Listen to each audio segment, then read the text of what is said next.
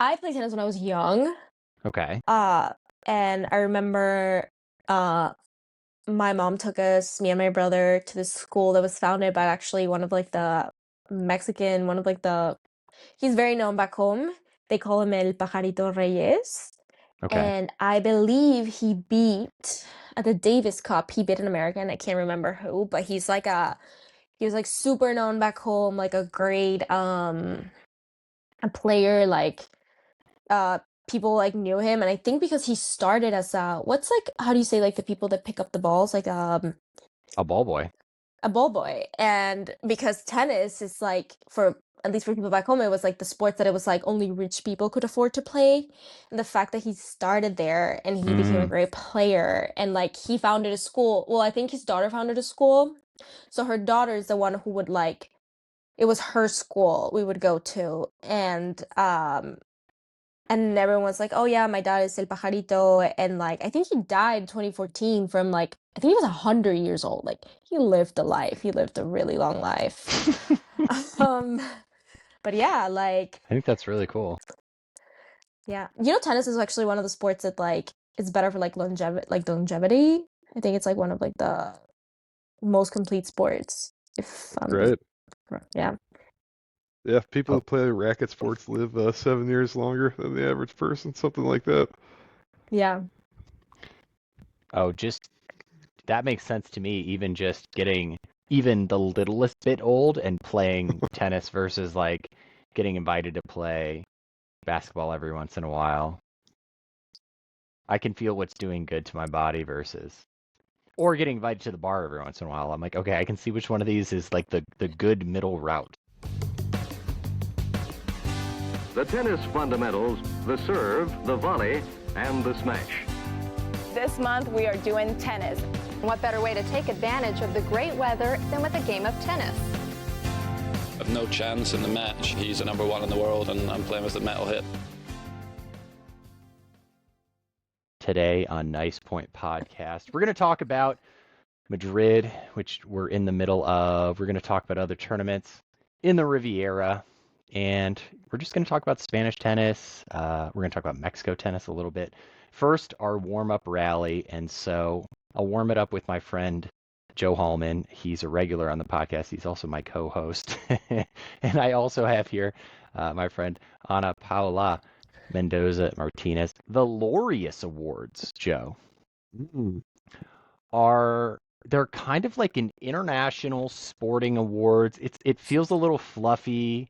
I think the whole point of hosting them is for a good cause. I don't think it's the most prestigious of awards. It's not existed for 100 years or anything. I think it's some award ceremony that some organization has put together, mostly to like raise awareness or money or something for some cause. Guess this all could be better researched, but the point is that it's an international body that gives out uh, like sport awards, and so a little tennis is a perfect candidate for who's being recognized by the whole world as opposed to like our American perspective. The Laureus World Sportsman of the Year. It's not sportsman, it's sportsman because these are just the men, and then there's a women's award. Carlos Alcaraz took this home. yeah. He beat Ousmane Dembele from France, a soccer player. If you guys remember from the Olympics, like the sort of Swedish pole vaulter who's very handsome. He kind of like you may have seen a couple clips of him. I've got a Spanish motor cycler, Marc Marquez. I've got a cycler from Slovenia who he's in the image that I'm looking at. He must have inevitably won the Tour de France to even get nominated for the Laureus World Sportsman of the Year award. And I have one more nominee for the World Sportsman of the Year that Alcaraz beat. Joe, you want to guess who it is? Huh. Not Andy Roddick, huh? No, it's very 2020, 2025, 2026. This is a recent crop of winners. Huh. Wow. Who was it? Yannick Sinner. Oh, wow. Huh. So what's the criteria for Sportsman of the Year? I think it's voted on by international sports players and figures. Obviously, from what I just read, like any international sport, like if you picture the ESPYs but international, it's going to have to be only sports that are like somewhat global. Yeah, right. Like a baseball player could slip in there maybe with like the support from Asia. But everybody I just named is like Olympics, soccer, and tennis being a lovely international sport. So So in the tight battle, the ever tight battle between Alcaraz and Sinner, Alcaraz wins the Laureus Awards. Joe, do you want to guess who, since you flubbed the first one, who the sports woman of the world, the sports woman of the year of the world was in 2025, 2026? I gotta guess Sabalenka, I suppose. Arina Sabalenka beat 2 United States track runners, a Kenyan track runner, another Spanish soccer player, and Katie Ledecky she beat. Wow. Swimmer. A lot of energy for tennis, and it at least according to the Laureuses. Where were the Laureus Awards? Where did that take place? Oh, in London? Go ahead. Oh. I don't know if it was in London, but I saw this video. I want to say, I know Alcaraz won, but I don't know if this year it was in London because I saw this video that some people were just having tea and Sabalenka comes in, Alcaraz, Yannick, Djokovic, and I can't remember who else. So I think they was there, but could be wrong. Just based on the tea, huh? Yeah, but I need to double check. Don't quote me on that. World Breakthrough of the Year, Joe, was awarded to the United Kingdom's Lando Norris, a sort of, it says here motor racing, so maybe he's F1, maybe he's, I don't know. Are you into F1 at all, Joe? No, I'm not. John's a big into F1, but I'm not really. Other Breakthrough of the Year nominees: SGA from the Oklahoma City Thunder, a French soccer player, a dart guy named Luke Littler, badass, a swimmer from China named ZDU, and João Fonseca. This will not be the last time I say his name. It was in on Madrid, this Joe. podcast. Madrid, gotcha. Was it really? Yeah, it says 2026 Laureus World Sportsman of the Year at a ceremony in Madrid on April 20th, 2026. Tennis is big on the international stage. If we're going to go to the international stage and not just live in our cone, tennis is about as good as it gets, is the point I'm trying to make. Other than the fact that Sabalenka is basically unstoppable and that Alcaraz takes yet another little cut against Sinner. Although there's literally so much more to say about that in this episode. So in the warm-up rally, I have to, before we get into all things Spain, Madrid, Ana Paula, and the entire, João Fonseca is going to come back up. All of Latin tennis is going to be the topic of the whole episode. So let me quickly be in the cone and just, Joe, we got the news from another friend of the podcast, Mike Costello. He's on a recent episode of the Taylor Fritz and Morgan Riddle breakup. 6 years, long relationship, all over. That's right. Thoughts? I feel like you're going to have more thoughts on this than I am, but this is a little out of my realm. But I think I responded in that group chat. Ask Rory McIlroy after he had a high-profile breakup. He kind of refocused his golf game and had a nice run there for a few years after his breakup. So maybe Fritz refocuses her. I would say. Yeah, didn't he just win the Masters? Yeah, ongoing. Yeah. So we'll see if Fritz refocuses here. See if he takes his game to the next level. Who was McIlroy's high-profile partner? Was it Wozniacki, tennis player? Caroline Wozniacki? No shit. I think so. I could be wrong about that. I'm pretty sure that's who it was. And is it Scheffler that's dating Gretzky's daughter, I think it's Dustin Johnson, Dustin Johnson? Is I that still believe. going on? That's a great question. They may be married. Congratulations to them.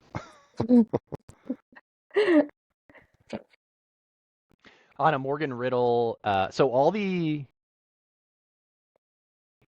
okay, I'm restarting the sentence for the third time, but out of the top 4 men's American players, they are all 4 of them dating a high-profile person. This seems very American because I ran through the rest of like top 20 and like I'm sure that all these players have a hot girlfriend or partner or wife, but it seems particularly American that they're dating like an influencer who is famous in their own right and in a lot of cases more famous than them.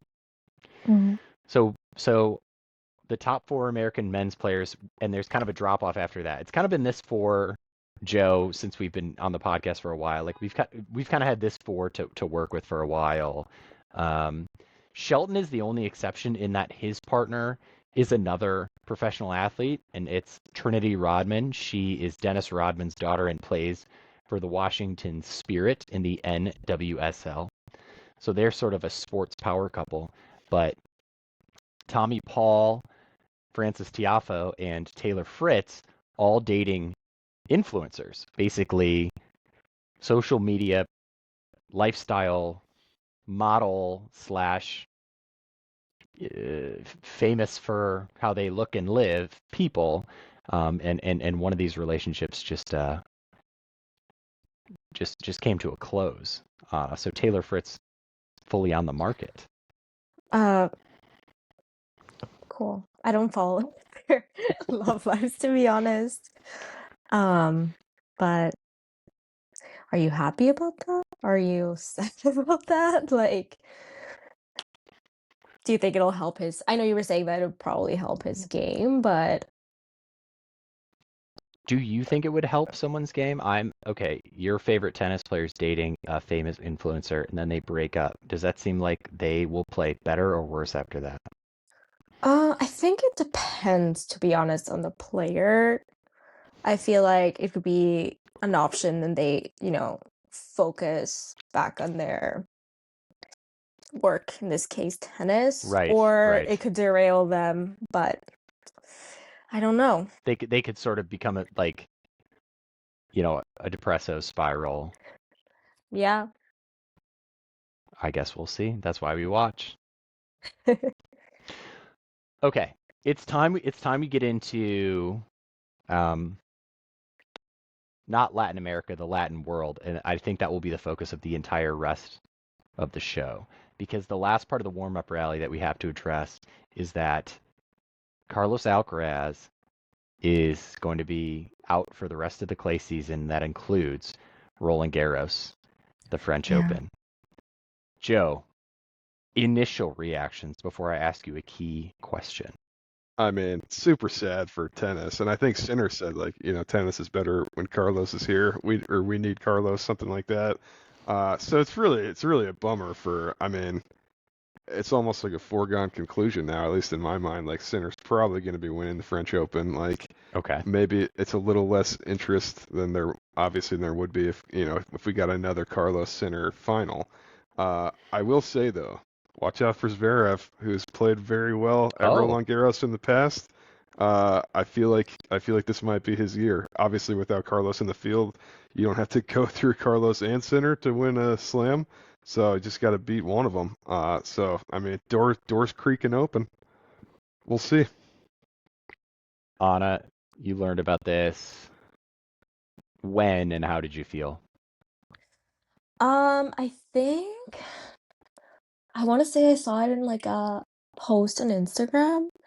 I was honestly upset. I feel like Carlos brings such a he reminds me of Nadal, but in a different way. I feel like because I feel like those players they play their heart as well when they play tennis. Like, I feel like they're like so committed, but also like dedicated, and like Nadal's one of my favorite tennis players. So it's definitely sad because it's great always just, to see the final with like Yannick and Alcaraz. So I guess we'll see. Maybe there'll be, I don't know, like a player we will make it to the final instead of Yannick. I don't know. Anything can happen. Is Djokovic still playing this? Will he be playing the Round Girls? So that's a fair question. To do the quick, like, who else even belongs in the conversation? Djokovic beat Jannik Sinner in the semifinals of the Australian Open this year.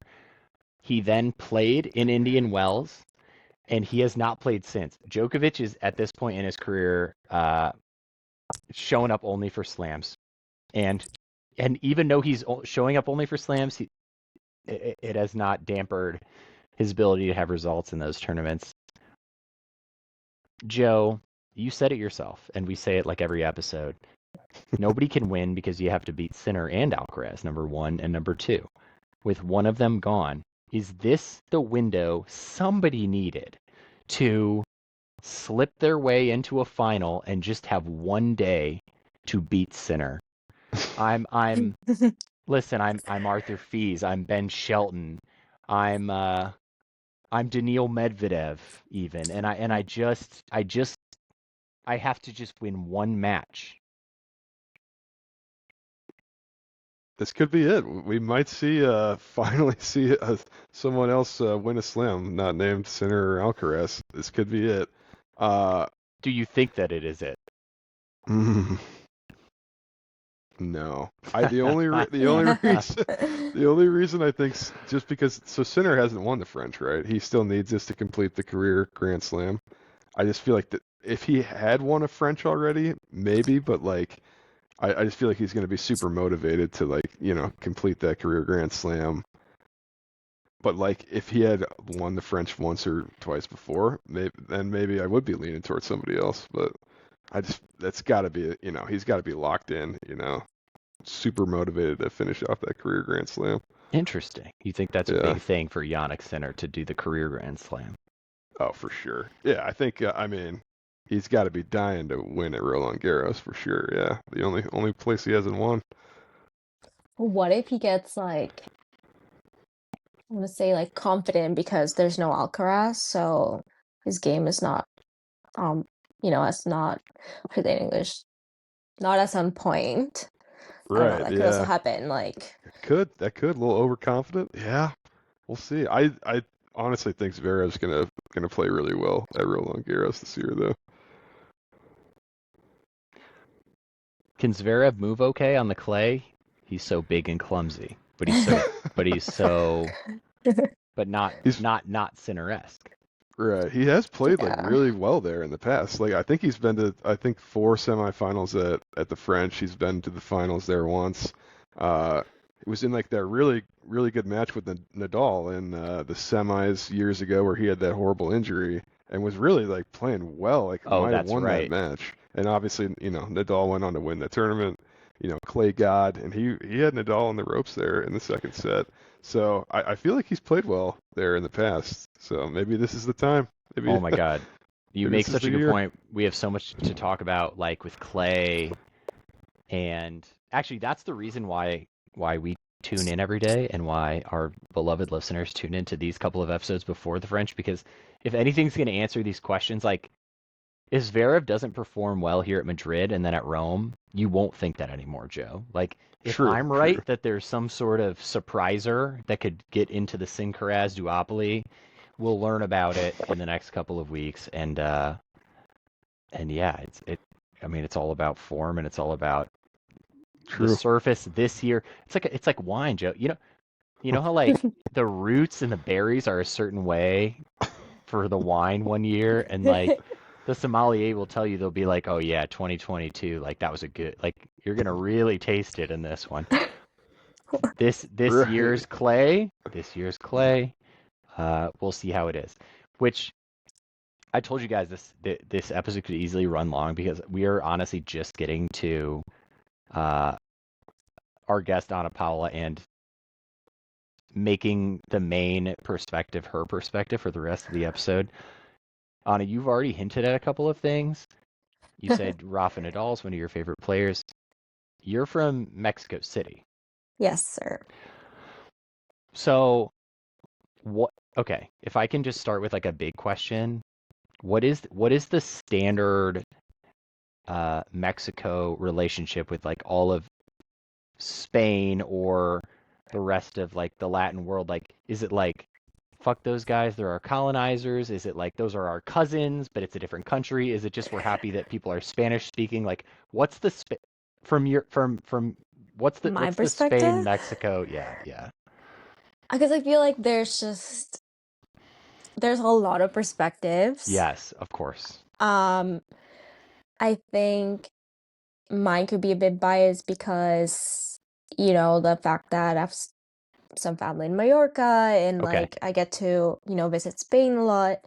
Um, I I do like, you know, hold it close to like my heart. So but I feel like tennis wise, definitely Carlos Alcaraz is like one of the players I'd say like he's like a fan favorite back at home just because, If I'm I in mean, Mexico, I might root for Carlos Alcaraz yeah, just out of most likely. he's Spanish speaking, he's like of the same Latin world. I'm I guess, sorry, yeah. I'm saying it so awkwardly. No, yeah, definitely. And also like you know what I mean? Like the way he presents himself and he's like young and he's fun and like he loves Bad Bunny and like he'll sing to that. Like he's just like, Yes. a great, Yes. charismatic, fun player. So I feel like that goes great with Latin culture and they have this like nickname for him. It's called Carlitos because even though no one really knows him, but that's like how they call him. So I definitely think he'd be like the fan favorite more than Sinner. I feel like Sinner, he's not as like outgoing as Alcaraz. He used to be one of my uh top favorites, but I definitely like Alcaraz more now than Sinner. Well, don't spoil this take. We're Sorry. we're gonna we're gonna we're gonna keep people locked in. I mean, Joe, I don't know. We like white people in America do this with the old country. Like I'm Irish, Joe, like I don't know, Joe, you're German, right? Yeah, German Irish, I think. Yeah, that sort of thing. So it's like are we embracing, are we doing the middle finger somewhere in between? World history is obviously very complicated, but Anna, you said you have family in Mallorca. Yes. So you get there what, like multiple times a year-ish? Yes. Yes. Yeah. And Nadal is actually, well, he's from the island of Mallorca. He's from, oh my God, I forgot the little town. And is it Magal? No. It's one of the towns. Who's Oh, from one of the towns? Nadal. So So, Mallorca's where Nadal's from. yes, but he's from this town. Oh my God, Nadal. I forgot the town name. Excuse me, please. Manacor. There we go. Um, so he's definitely like loved there. I think he married like his like I want to say his childhood sweetheart. So like and he gives back to his community. He has his academy in the island. Um, I think he's like great player, but also like great sportsmanship. Um, unlike the American players, like What? married a normal girl from like his childhood. You know what I mean? I Like guess I set that up, but okay. just like I feel like very different. So yeah, I feel like Carlitos kind of he has a little bit. I would say like he's a little bit like him, but I think it's more like fun and like charismatic in comparison to Nadal. I mean he certainly has both the inclination and face for a little bit more personality, but wait, let's go back for a Sorry, second. sorry. So, Like, um, Mallorca is an island? yes, sir. It's part of the Joe, I didn't even Balearic realize that. Islands. So it's Spain, but it's off the coast. Yes, it's its own island. It's And like and what was the if town? And the town that he grew up in was a town in that island. so it's like in the island of Mallorca, his hometown is called Manacor. Manacor. Yeah. And the Rafa Nadal Academy is on that island. Yes.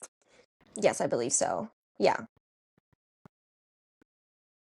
Yeah, I think he has more, but now he probably has more now that I'm like looking up. But the Oh, one I sure, know it's like about, franchised. Can I ask you about both Barcelona and Madrid relationships as well? Which one should I do first? like my relationship with the place Yes, or your experience or visitation to either one. sure, go ahead, whichever you prefer. Uh, you said you just got back from Barcelona? Yes. So my mom, she's part of this choir in Mallorca. It's this I forgot the Bali oh my God, Orfeum Balear. Oh my God, if I get it wrong. So they do, it's like this huge choir. She had to audition for it. Really big deal in Mallorca. I didn't know until like we saw her first presentation. And they had the opportunity to go to Barcelona and present at this, let me know the actual name of the center that this was in. It was like a classical music center. Beautiful. They sang Beethoven's Fifth Symphony. I think it was her choir and then another choir with like the live orchestra and this great director, and definitely a different part of singing I hadn't seen before, like taking away like the tourist side, and beautiful. So that's how I ended up in Barcelona to go see her and like support her. Just to connect it back to tennis.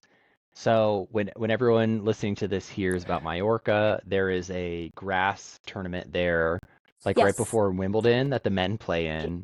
Yes. In Barcelona, where Anna just got back from, there's a clay tournament that sort of just got done that Arthur Fees won, that either we talked about or I talked about it on TikTok. And where I want to lead us to is Madrid. Anna, have you spent some time there as well? I have, but I haven't been to like any of the opens there. What about in general Spanish tennis vibes? Like in visiting your family and traveling around Spain, or like getting any sense of the country better than we have or our listeners do. Like, do people in Spain care about tennis? Do Yeah. is it cool to your family? Is it cool to your uncles? Like, are people hitting the ball around in Spain? Um, it's definitely, I think it's definitely important. I feel like Spanish people are definitely like very supportive of their players. Like they take that with a lot of pride. Um, for my family, that's one of the sports we enjoy watching. So it's always been like a thing to like watch. I would like watch like Wimbledon, Roland Garros, like the bigger tournaments. But I do want to say like there is there's a community that watches, not as big as like football, not Right. American football, but football, soccer.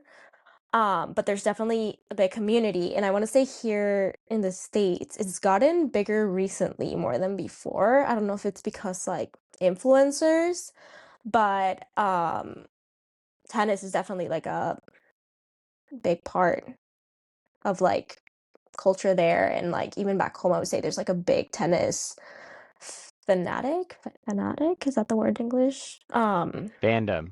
Fandom, that's the word. So yeah. Joe, have you watched any Madrid this week? I haven't seen a ton of it, no. I saw some Arthur Fees highlights from I think that was Barcelona, right? But I haven't seen a ton of Madrid. He, our guy is still playing in Madrid for sure. People are definitely tuning up on clay. But as far as we are in Madrid, as of this recording, all names are still like yet to be made.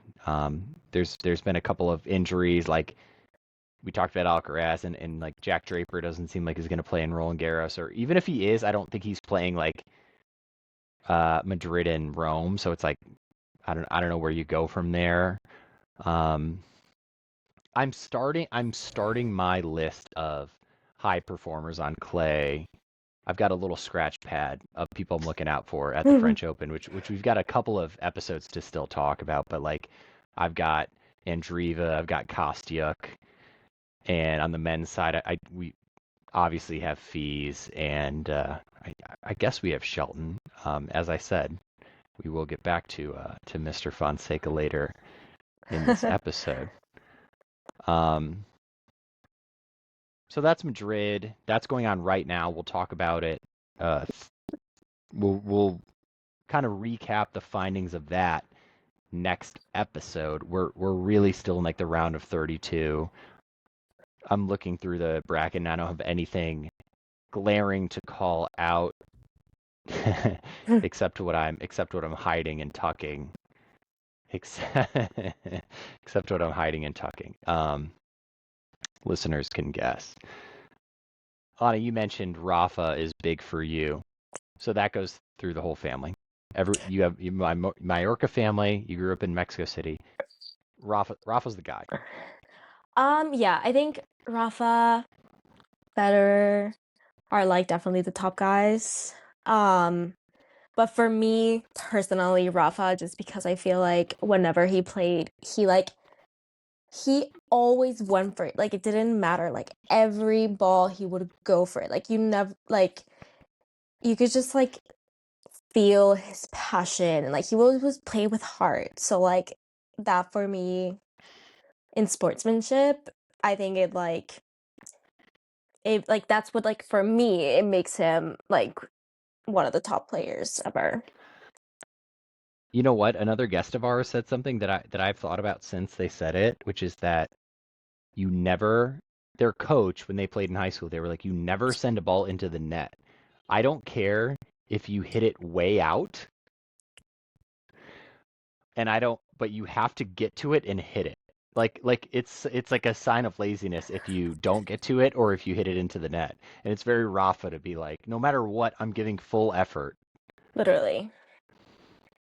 And his quirks, it's also like it was great to watch, like before he served his little quirks and like the water bottle and all of that. But Oh, a true psycho. I would say psycho. I feel like when you're at that level, like I could never imagine the pressure or but I think, it's part of those like how do you say in English? Like the rituals they have to do to play the game. So, and it was always fun to like watch him do his like the putting up the water bottle every turn before he would serve. It was just like I found it endearing. I don't know. Yeah. Joe.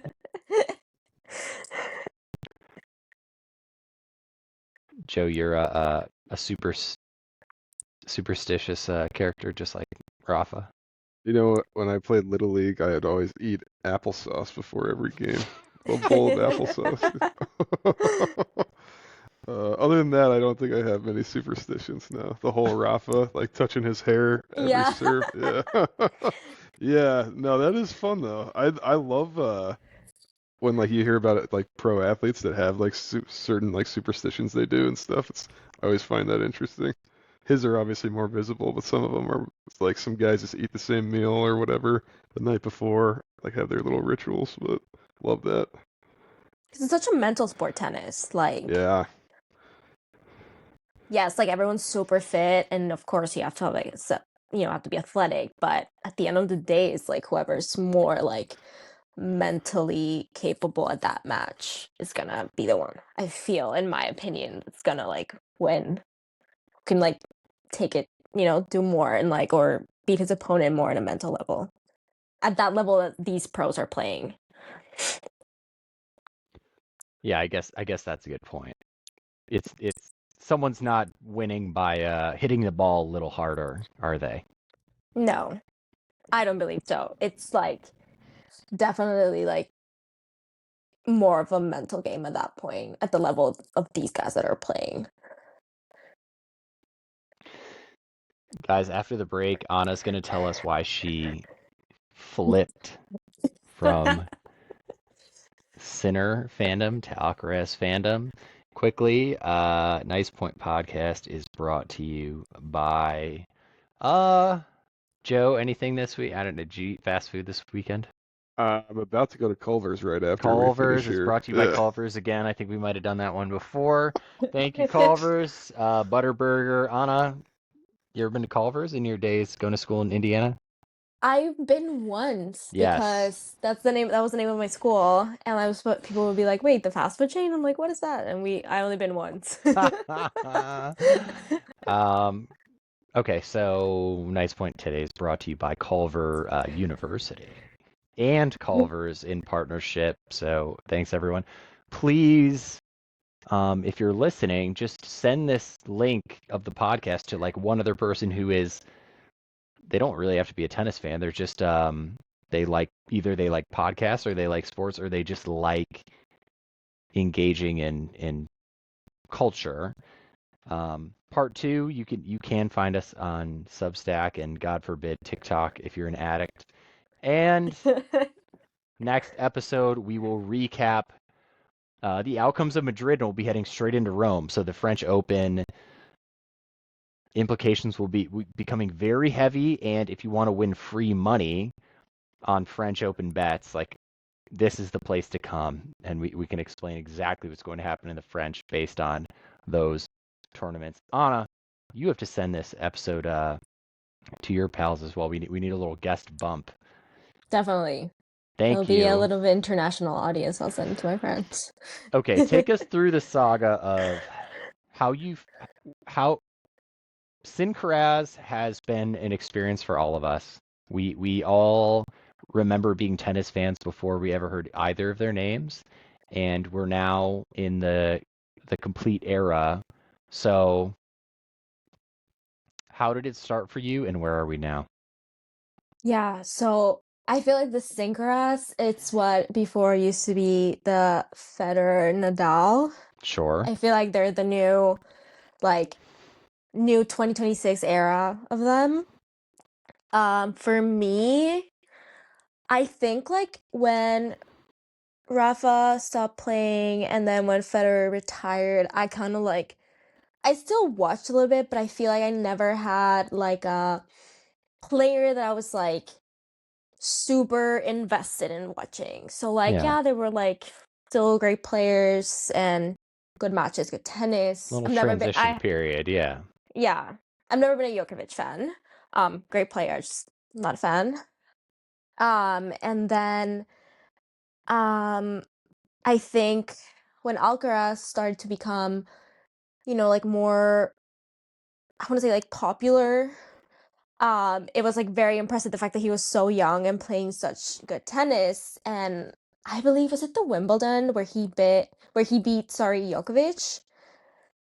Was it that one? Like the first time he like His first title was the US Open. It was not against Djokovic. Which one was the one where he played Djokovic? He won the US Open against Casper Ruud. No Djokovic there, but you're right that it was Wimbledon when he first sort of like toppled Djokovic. Exactly. You're exactly right. Yes. That match, yes. Great match. I still remember perfectly. Like it was amazing. Okay. I thought. So when are you gonna stop bullshitting? So Why am I bullshitting? Okay. No. Okay, see, that's what for me it was like, okay, Alcaraz. Okay. It's like he's one of the top ones. He's one of the top ones. Okay, keep going. Yeah.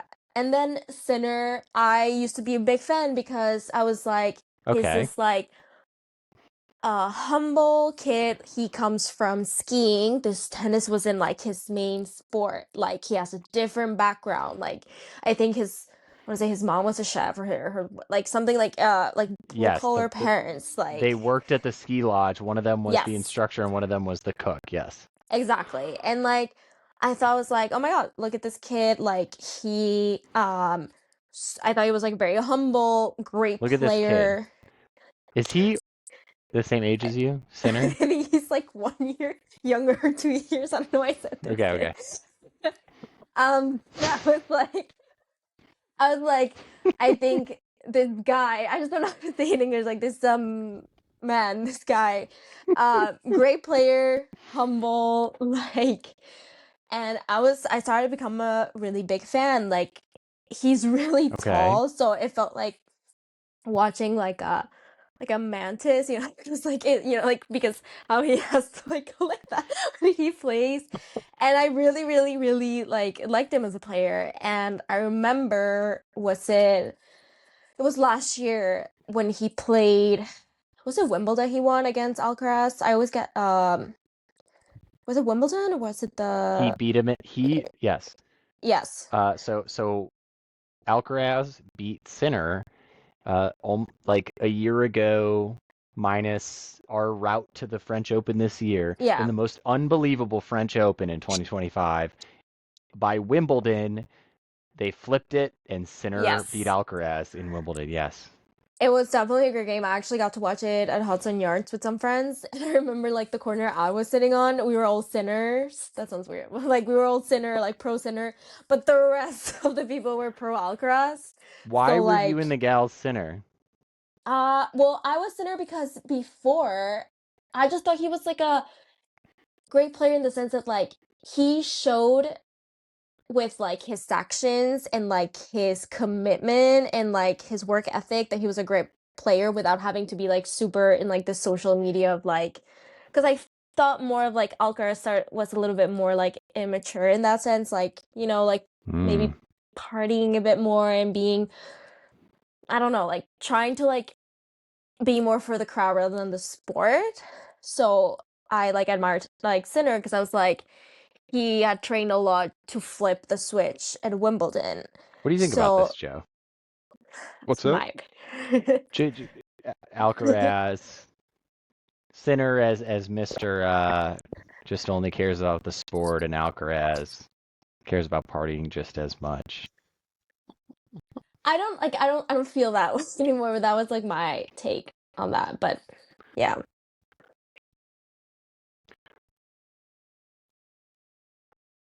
Joe.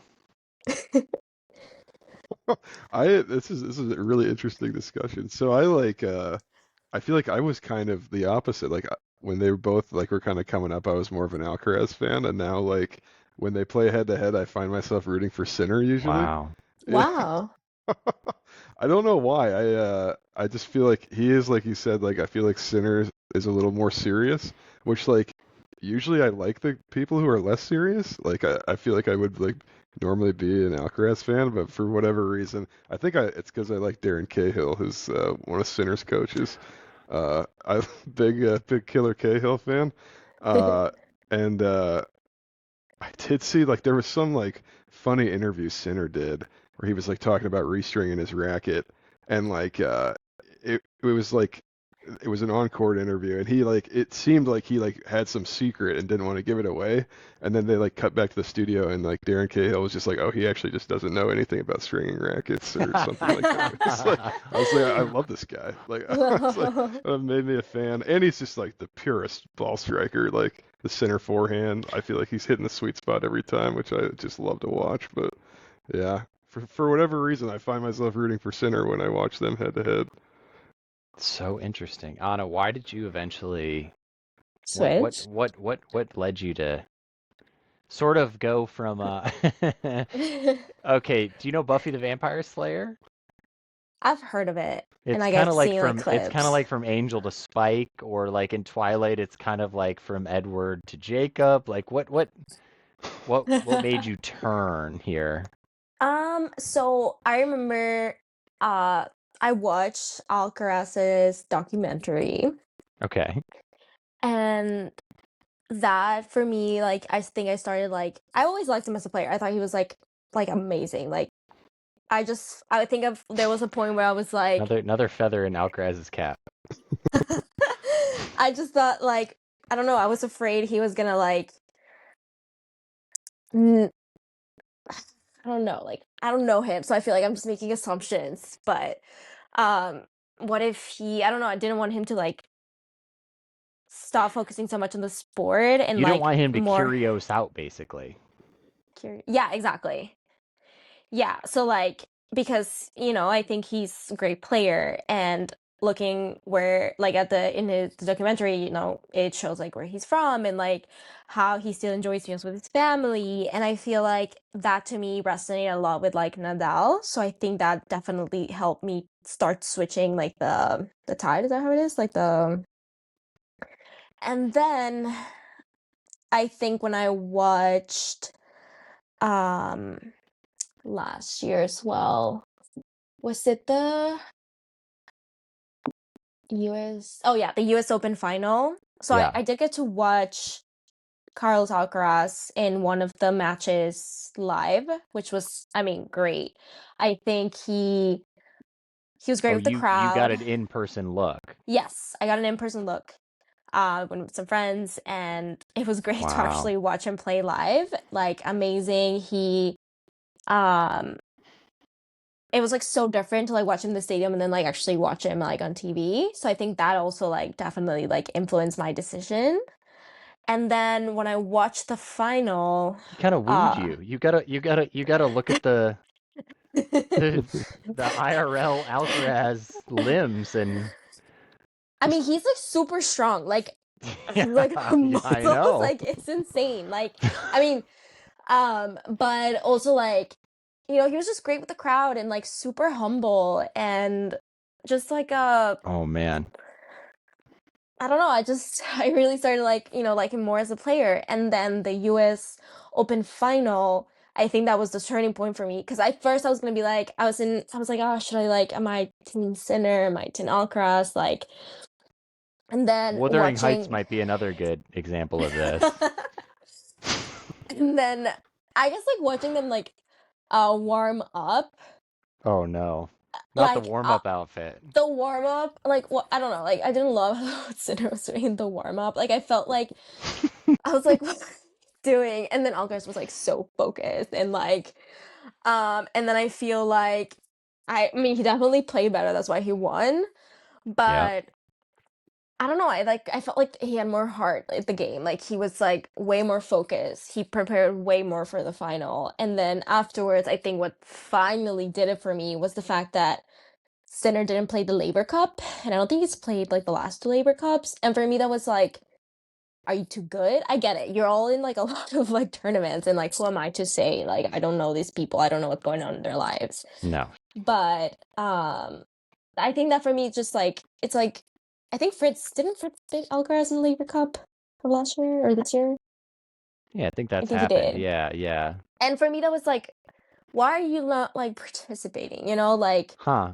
it's kind of like I actually got to see the Labor Cup in Boston when I was in school there. Oh, And cool. it's like really fun and they bring like they I feel like it's great for the fans and I don't know, I think that's the final thing that did it for me and yeah, I'm a Alcaraz fan now. I love it. I love that you're over. I am, as a tennis fan and podcaster, like firmly Alcaraz. I think it's the most clear narrative of a fun rock star Yeah, and an easy like mechanical villain who's so good. So I don't really have any true.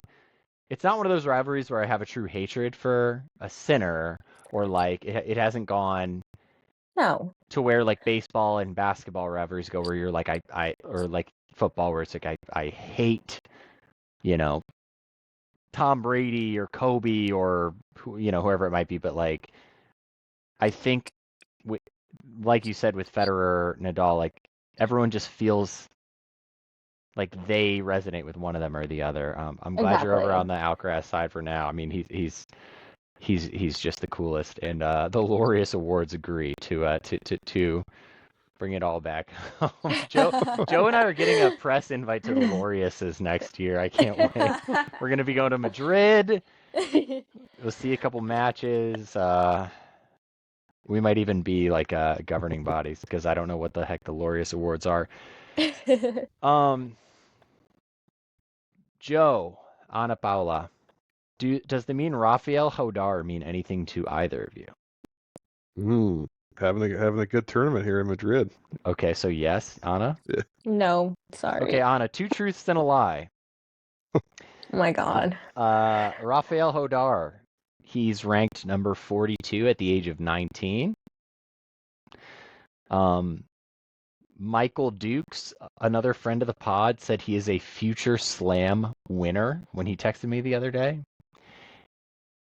Number 3, he lost to João Fonseca today. So I need to just guess which one's the lie. Yeah, correct.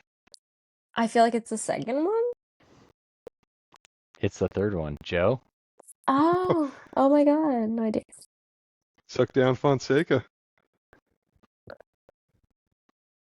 A player that I don't think we've spent much time talking about on this podcast at all, Rafael Hodar, a 19-year-old who is, as of a text message I heard the other day, a future slam winner, beat João Fonseca. Ana, are you aware of the João Fonseca phenomenon? Yes, isn't he like this really good Brazilian player? Like he's super young too. Correct. When we talk about someone ever winning a tournament that isn't Sinner or Alcaraz, we kind of talk about Fonseca, but apparently Hodar. Guys, this is like a big podcast because Joe, we've never talked about this. Apparently, we have to talk about Rafael Hodar. Right. So did Michael Dukes actually said that? That's what he said. Wow. Huh. I mean, that's a huge win over Fonseca. He said specifically, he sent me the score line between Fonseca and Hodar, and he said, "Oh, the matchup of the future Slam winners." I was like, Hodar? Ana, we had gone through, Joe and I, because there was this player at the Miami Open who played really well, Landaluce, who was like outside the top 200 or 250, who went really far, and we went through everybody in Spain ranked above Landaluce, and there's a strong crop of like 9 Spanish players who, like it's like Alcaraz has led a little like Peter Pan band of boys to play better and better because in the same way that Sinner has led like Mazzetti and Cavalli and I mean, I could just throw vowels at you guys, but all of a sudden, it's like it's not just Alcaraz, but it's like, okay, wait a minute, who's Hodar and who's Landaluce?